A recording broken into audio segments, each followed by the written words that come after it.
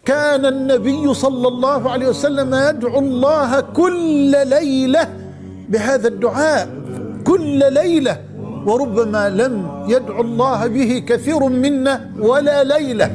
كان إذا أراد أن ينام يقول: اللهم رب السماوات السبع ورب الأرض ورب العرش العظيم، ربنا ورب كل شيء، فالق الحب والنوى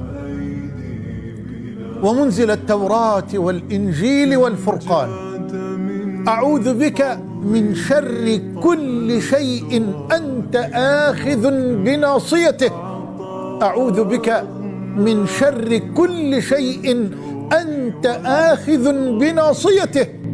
اللهم أنت الأول فليس قبلك شيء، وأنت الآخر فليس بعدك شيء، وأنت الظاهر فليس فوقك شيء، وأنت الباطن فليس دونك شيء. اقض عنا الدين وأغننا من الفقر.